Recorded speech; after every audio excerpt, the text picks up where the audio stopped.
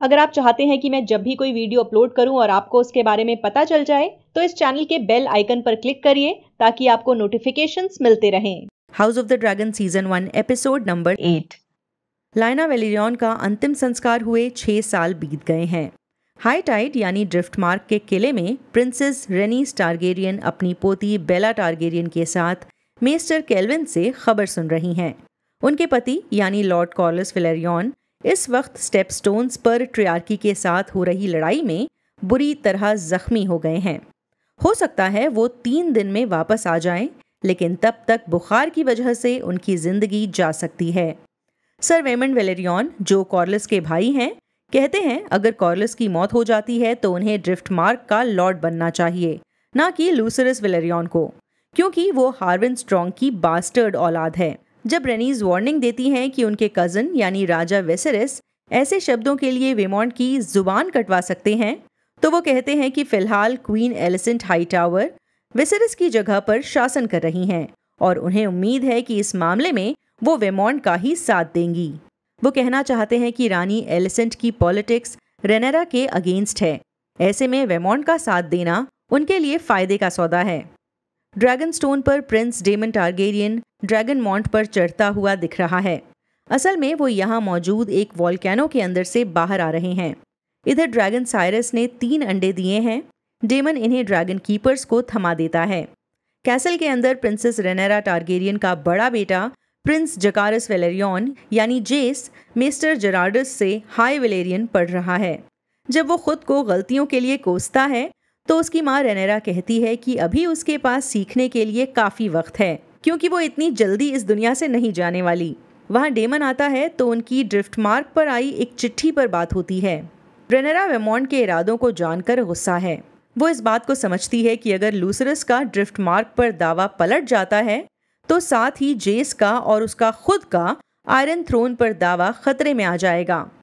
रेनेरा थोड़ा परेशान है क्योंकि रेनीज को लेकर भी वो थोड़ा कंफ्यूज है, लेकिन डेमन कॉन्फिडेंस से कहता है कि रेनीज वेमॉन्ट का सपोर्ट नहीं करेगी। आखिर उसने बेला की देखरेख की जिम्मेदारी ली है। रेनेरा को लगता है कि रेनीज ने बेला को अपनी मरी हुई बेटी यानी लेना के प्यार में लिया है, ना कि डेमन और रेनेरा की वजह से।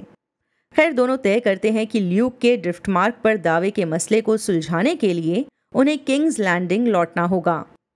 चलते हैं किंग्स लैंडिंग। रेनेरा और डेमन अपने तीनों बेटों और डेमन की छोटी बेटी रायना के साथ रेड कीप पहुंचते हैं। यहाँ उनका स्वागत करने के लिए सिर्फ लॉर्ड एलन कैसवेल ही मौजूद हैं। इतने साल में रेड कीप का इंटीरियर पूरी तरह से बदल गया है। यहाँ पर फेथ ऑफ द 7 धर्म से जुड़े सिंबल लगे हैं और टारगेरियन प्रतीकों को हटा दिया गया है। डेमन और रेनेरा को ये सब अच्छा नहीं लगता। वहीं वेसेरिस के कमरे में रेनेरा और डेमन उनके पुराने वेलेरिया शहर के मॉडल को धूल और जालों से ढका पाते हैं, यानी इस पर कई सालों से किसी ने ध्यान नहीं दिया है। राजा वेसेरिस बिस्तर पर लेटे हुए हैं। उन्हें कोढ़ जैसी कोई बीमारी है। साफ नजर आएगा कि वो काफी दर्द में हैं। उनके सारे बाल गिर गए हैं, दांत सड़ गए हैं और चेहरा पट्टियों से ढका हुआ है। डेमन कॉर्लिस के स्टेपस्टोन्स में जख्मी हो जाने और फिर ड्रिफ्टमार्क के उत्तराधिकार का मसला उठाता है, लेकिन वेसेरिस की हालत खराब है। ऐसा लगता है कि वो कह रहा है ये मामला पहले ही सुलझ चुका है। जब डेमन वेसेरिस से ल्यूसरस के दावे को सपोर्ट करने की मांग करता है तो वेसेरिस बड़बड़ाता है कि कोर्ट के काम एलिसेंट और ऑटो देखते हैं।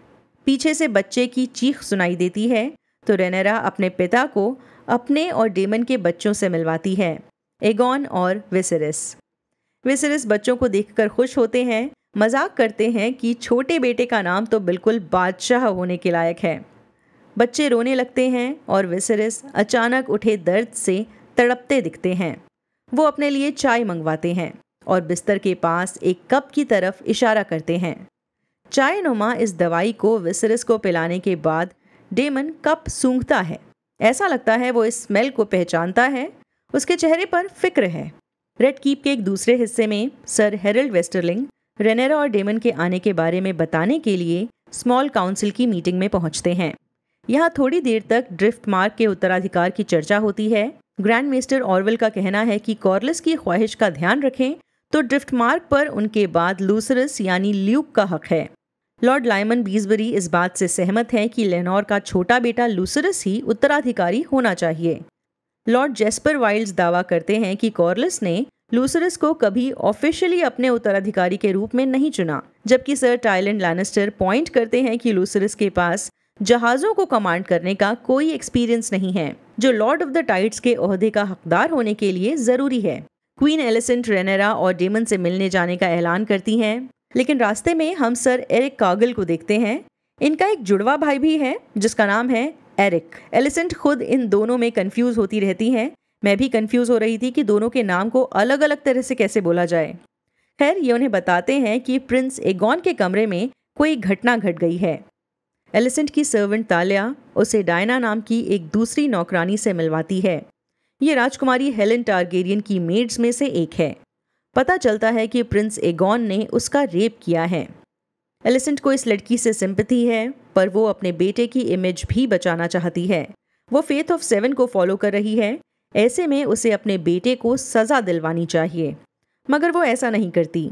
शायद पिछले एपिसोड में रेनेरा ने सही कहा था, एलिसेंट ने शराफत की बस चादर ओढ़ी हुई है। एलिसेंट इस लड़की से पोलाइटली बिहेव करती है और जिस दुनिया में ये लोग रह रहे हैं वहाँ इतना ही बहुत है। एलिसेंट उसे मून टी पीने के लिए मजबूर करती है ताकि उसके बेटे एगॉन की कोई बास्टर्ड औलाद ना हो। बाद में एलिसेंट काफ़ी गुस्से में नशे में धुत एगॉन के सामने पहुंचती है। वो उसे खरी खोटी सुनाती है, यही कि अपने बिहेवियर की वजह से उसने अपनी पत्नी को शर्मिंदा किया है। एगॉन की वाइफ यानी उसकी बहन हेलेना। एलिसेंट काफ़ी हिकारत से कहती है कि तुम मेरे बेटे नहीं हो सकते। एगॉन उस पर थोपी गई एक्सपेक्टेशंस को ठुकराता है। एलिसेंट को एगॉन की कंप्लेंट्स में कोई दिलचस्पी नहीं है। हेलेना जो कुछ हुआ उससे अनजान कमरे में आती है और पूछती है, क्या किसी ने डायना को देखा है? एलिसेंट रोने लगती है और अपनी बेटी को गले लगा लेती है। अपने दोनों बच्चों की आपस में शादी करवाना एलिसेंट का ही फैसला था और शायद उसे इस बात पर अफसोस है। महल में दूसरी जगह रेनेरा और डेमन विसेरिस के कमरे में आते हैं। यहाँ एलिसेंट के पहुँचने पर वो उसकी हालत पर चर्चा करते हैं। ये टारगेरियन कपल एलिसेंट और ऑटो पर इल्ज़ाम लगाता है। वो कहते हैं विसेरिस को मिल्क ऑफ पॉपी पिला पिला कर उनके होश में ना रहने का फ़ायदा उठाया जा रहा है ताकि वो खुद शासन कर सकें। एलिसेंट कहती है कि विसेरिस बहुत दर्द में रहते हैं, इसीलिए मेस्टर्स ने दवा के तौर पर मिल्क ऑफ पॉपी पिलाने की सलाह दी है। इस पर डेमन ताना मारकर पूछता है कि क्या मेस्टर्स ने ही पूरे रेड कीप का इंटीरियर भी चेंज करवाया है। वो इस बात पर अपनी नाराज़गी जाहिर कर रहे हैं कि टारगेरियन सिंबल्स को हटाकर फेथ ऑफ 7 धर्म की मूर्तियाँ क्यों लगाई गई हैं। एलिसेंट ने कहा कि ये इसलिए है जिससे हमें याद रहे कि हमारे ऊपर भी एक अथॉरिटी है। रेनेरा सवाल करती है कि उसके बेटे की इनहेरिटेंस से जुड़ा फैसला कौन करेगा, तो एलिसेंट आराम से कहती है ये फैसला राजा की तरफ से वो खुद और उसके पिता करेंगे। रेड कीप के ही किसी यार्ड में जेस अपने बचपन की ट्रेनिंग के दिनों को बड़े खुशी से याद करता है, जबकि ल्यूक लोगों की घूरती निगाहों से परेशान है। उसे पता है कि लेनोर वेलेरियन के बजाय हार्विन स्ट्रॉन्ग जैसा दिखना ड्रिफ्ट मार्क पर उसके दावे को कमज़ोर करता है। तभी उनकी नज़र पास के एक मुकाबले पर जाती है। वहाँ आसपास भीड़ जमा हो रही है। ये सब देखकर हैरान रह गए हैं कि क्रिस्टन कोल और उनके चाचा प्रिंस एमन टारगेरियन स्वॉर्ड फाइट कर रहे हैं। साफ दिख रहा है कि ड्रैगन वगार पाने के बाद एमंड में कितना बदलाव आ गया है। इतने साल में वो काफ़ी अच्छा तलवारबाज बन गया है। उसके चेहरे पर हमेशा एक गुरूर सा रहता है जो उसे सूट भी करता है। खैर, एमंड ने कोल को हरा दिया है। अपने शिष्य की इस परफॉर्मेंस से क्रिस्टन कोल खुश हैं। वो कहता है कि एमंड कई टूर्नामेंट जीतेगा, पर एमंड साफ करता है कि उसे इन चीज़ों में कोई इंटरेस्ट नहीं है।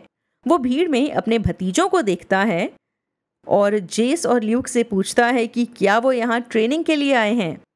वेमॉन्ट की एंट्री से जेस और ल्यूक जवाब देने से बच जाते हैं। वेमॉन्ट कई हाई टावर हाउस के गार्ड्स के साथ पधार रहे हैं। वो यहाँ ऑटो और एलिसेंट से मुलाकात के लिए आए हैं। इनके बीच डील हो गई है। वेमॉन्ट को ड्रिफ्ट मार्क के उत्तराधिकारी के तौर पर एक्सेप्ट किया जाएगा और बदले में वो राजगद्दी की आगे होने वाली जंग में हाई टावर्स का साथ देगा।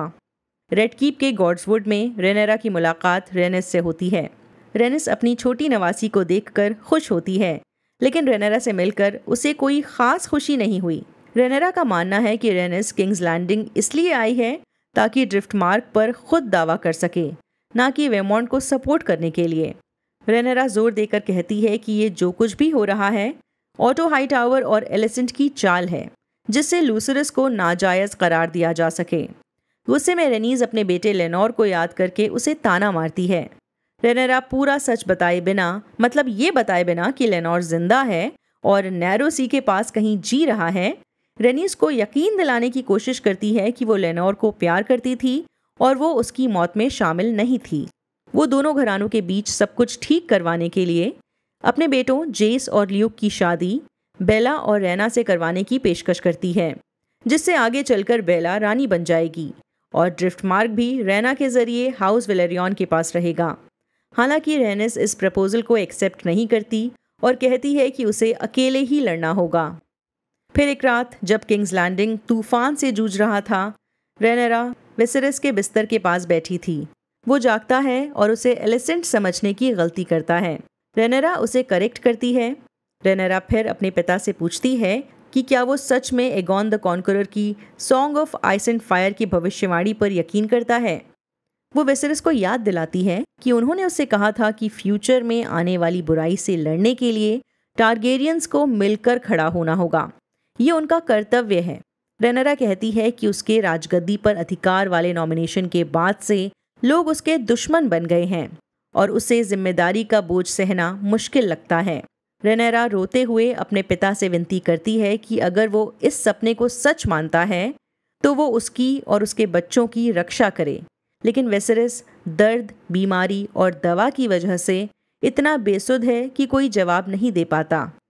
लेकिन अगली सुबह जब ऑरविल और उसके जूनियर मेस्टर्स विसेरिस की तीमारदारी कर रहे थे, राजा ने ऑटो को आदेश दिया कि वो आज रात अपने पूरे परिवार के साथ डिनर पार्टी करना चाहते हैं।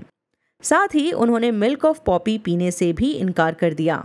थ्रोन रूम में auto king of the hand होने की जिम्मेदारी निभाते हुए राजा की गैर मौजूदगी में आयरन थ्रोन पर बैठे हैं।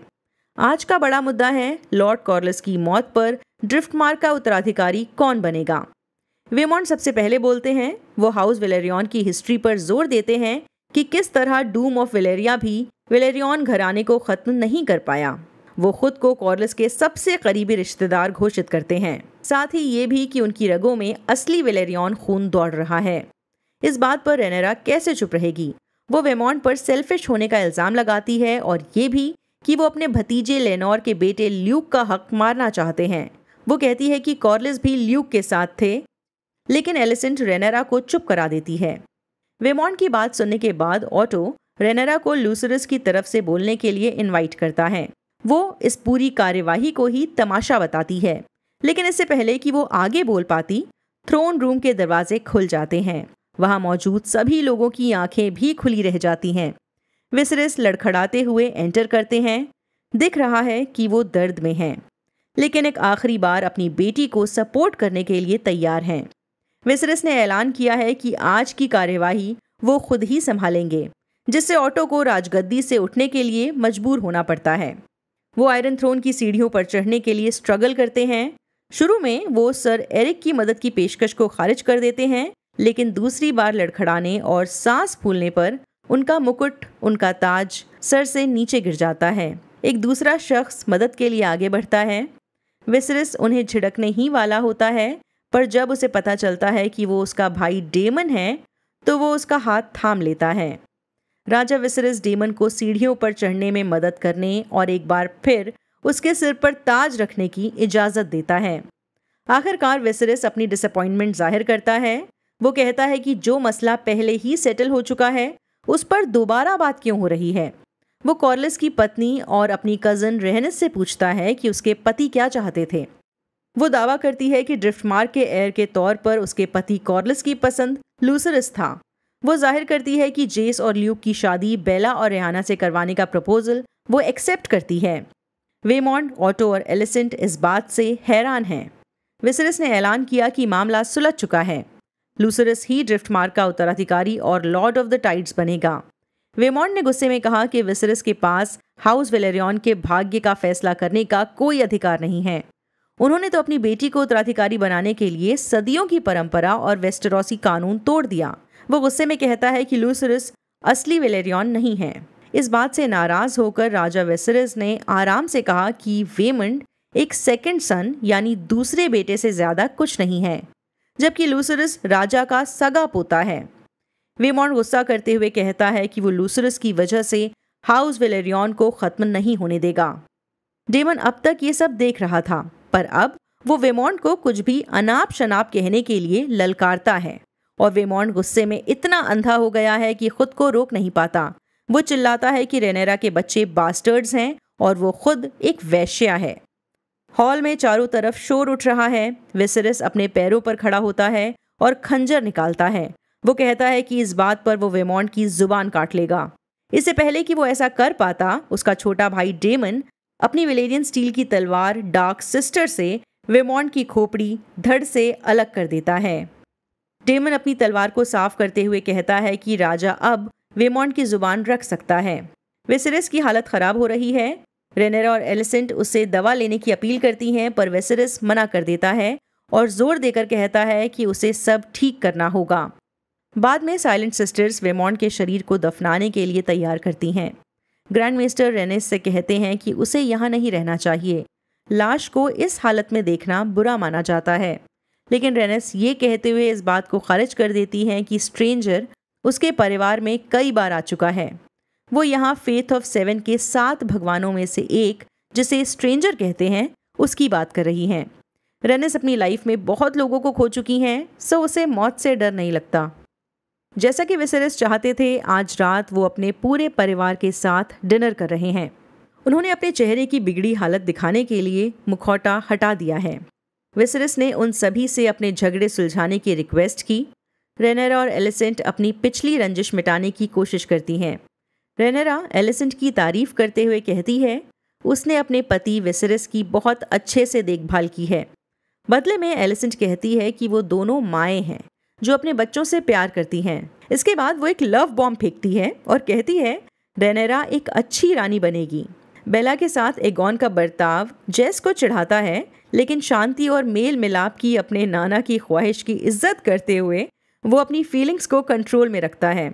जेस बचपन के दिन याद करते हुए एक टोस्ट देता है। हेलेना भी बेला और रहना को उनकी जेस और ल्यूक से होने वाली शादी पर बधाई देती है। हेलेना अपनी और एगॉन की होने वाली शादी पर भी कमेंट करती है, जिस पर सब हंस पड़ते हैं। डिनर हॉल में मौजूद म्यूजिशियंस म्यूजिक प्ले करना शुरू करते हैं और सब जैसे सेलिब्रेशन मोड में आ जाते हैं। जेस डांस के लिए हेलेना से पूछता है, जिसे वो खुशी से एक्सेप्ट कर लेती है। एलिसेंट हेलेना को देखती है। शायद वो सोच रही है कि अगर उसकी बेटी की रेनेरा के बेटे से शादी हो जाती तो कैसा रहता। रेनेरा ने कुछ साल पहले इस रिश्ते की पेशकश की थी। विसेरस जाने से पहले मुस्कुराता है। वो सैटिस्फाइड है क्योंकि उसका परिवार आपस में खुश नजर आ रहा है। अफसोस की बात यह है कि उसके जाते ही ये खुशी का माहौल खराब हो जाता है। एक पोर्क वाली डिश एमंड के सामने टेबल पर रखी जाती है। लूसरस को द पिंक ड्रेड वाला मजाक याद आ जाता है और वो हंस पड़ता है। एमंड भी समझ जाता है कि ल्यूक को क्या याद आया है और इस बात पर वो भड़क जाता है।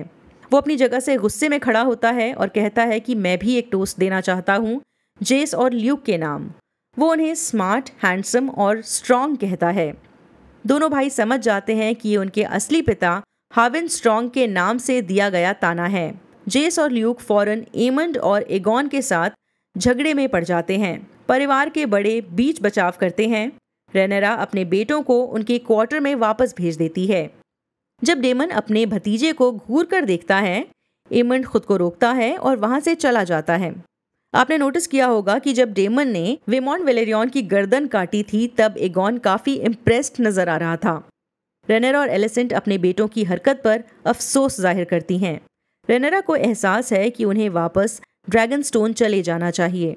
जब एलिसेंट उसे रोकती है, ऐसा लगता है इनकी पुरानी दोस्ती फिर से जिंदा हो सकती है। रेनेरा वादा करती है कि अपने बच्चों को घर छोड़ने के बाद वो ड्रैगन से उड़ान भरते हुए वापस आ जाएगी। एलिसेंट कहती है कि उसे और राजा दोनों को ये अच्छा लगेगा। वहीं रेड कीप के बाहर शहर में एलिसेंट की मेट तालिया किसी आलीशान बिल्डिंग में एंटर करती है। वो यहाँ मिसारिया से मिलती है। यह है डेमन की एक्स गर्लफ्रेंड। पिछले कुछ सालों में इसने तरक्की कर ली है और ऐसा लग रहा है ये यहाँ अपना इंफॉर्मेशन का नेटवर्क चला रही है। ताल्या उसे महल में हुई सारी बातों की जानकारी देती है। मसारिया किसके लिए काम कर रही है, देखते हैं, पता चलेगा। उसी रात एलिसेंट वेसेरिस के कमरे में जाती है और उसे दवा देती है। राजा को लगता है कि वो रेनेरा है। वो अपनी बेटी के साथ हुई पिछली बातचीत कंटिन्यू करता है और जोर देकर कहता है कि उसका मानना है एगॉन द कॉन्करर का सपना एक सच्चा सपना था। वो कहता है कि आने वाले अंधेरे के खिलाफ वेस्टेरोस को तैयार करने के लिए रेनेरा को ही आगे बढ़ना होगा। राजा prince who was promised prophecy का जिक्र कर रहा है। इस पर एलिसेंट को गलतफहमी हो जाती है। उसे लगता है कि वेसेरिस उसके बेटे एगॉन की बात कर रहा है। एलिसेंट के जाने के बाद वेसेरिस शायद अपनी मरी हुई बीवी एमा को याद करता है और अपने आखिरी शब्द कहता है और मर जाता है। साथ ही खत्म हो जाता है ये एपिसोड। बाय। वॉचरोज को सपोर्ट करने के लिए आप डिस्क्रिप्शन में दिए गए लिंक को यूज करें। आप जब भी ऑनलाइन शॉपिंग करें, मेरे दिए गए लिंक के जरिए शॉपिंग साइट पर जाएं। आपको ज्यादा कुछ नहीं करना, बस Amazon की वेबसाइट या ऐप को डायरेक्टली ना खोलें, मेरे दिए गए लिंक के जरिए ओपन करें। इस लिंक के थ्रू आप जब भी शॉपिंग करेंगे तो उससे मुझे कमीशन मिलेगा। आपके सपोर्ट से मैं अपने चैनल के लिए फुल टाइम काम कर सकूंगी और दूसरा काम नहीं करना पड़ेगा, जिसका मतलब ये हुआ ज्यादा वीडियोस। एक मिनट, अभी कहाँ जा रहे हैं? अभी इस वीडियो को लाइक करना है, अपने दोस्तों के साथ शेयर करना है और अगर मन में कुछ विचार आए हैं तो वो भी कमेंट के जरिए बताने हैं।